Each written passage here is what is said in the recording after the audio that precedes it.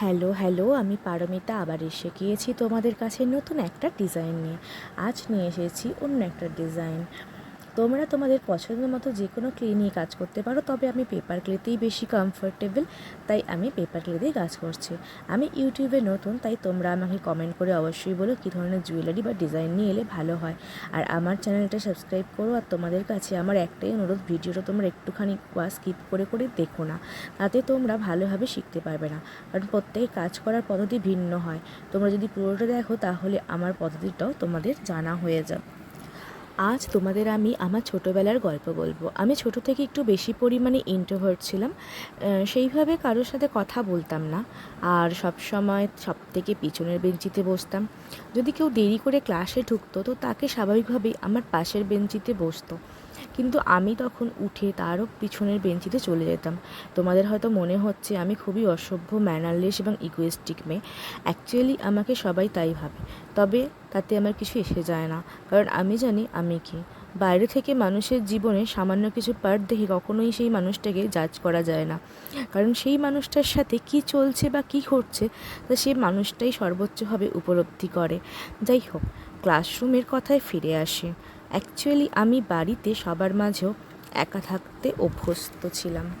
আর আমার বাইরের জগৎ বলতে শুধুমাত্র স্কুল, টিউশনি, যেটা বাড়ির পাশেই, নাচের স্কুল, গানের স্কুল, আঁকার স্কুল, আর তাও প্রতিটা জায়গায় মায়ের সাথে। বাড়িতেও আমি একা ঘর অন্ধকার করেই থাকতেই বেশি পছন্দ করতাম। আশেপাশে পাড়া প্রতিবেশীদের সাথেও কথা আমার সেইভাবে হতো না। আসলে আমি বুঝতেই পারতাম না কিভাবে কথা বলবো। আমার স্টক অফ ওয়ার্ড খুবই কম ছিল, আর ভীষণ আনকমফোর্টেবল ফিল হতো আমার। যাই হোক, আবার ক্লাসের কথায় ফিরে আসে। আমি কিতাবি পড়াশোনায় কখনোই বিশ্বাসী ছিলাম না, তাই কোনো দিনই ক্লাসে মন বসাতে পারতাম না।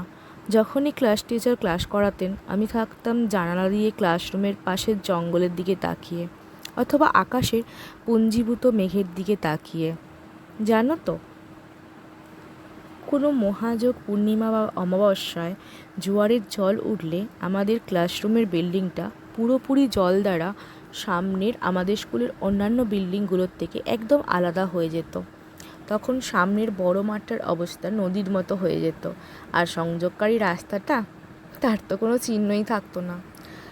আমার খুব ইচ্ছে করতো যতটা সময় মাঠটা জোয়ারে জলে পরিপূর্ণ থাকতো ততক্ষণ মাঠে নেমে জল ঘাঁটতে থাকি। আমার জলের মধ্যে লাফালাফি খেলতে খুব ভালো লাগতো, এখনও লাগে, তবে সেটা জোয়ারের জল অথবা বৃষ্টির জমা জল হতে হবে। আমাদের ক্লাসরুমের বিল্ডিংটার পিছনের দিকটা না খুব সুন্দর। আসলে বিল্ডিংটার পুরো দিকটাই খুব সুন্দর। বিল্ডিংয়ের সামনে বিস্তৃত মাঠ, যেখানে সব ক্লাসের মেয়েদেরই সমাগম, ছুটোছুটি, হুড়োহুড়ি, ও বলাই তো হয়নি। আমি একদম ছোট থেকে ক্লাস 12 পর্যন্ত গার্লস স্কুলেই পড়েছি।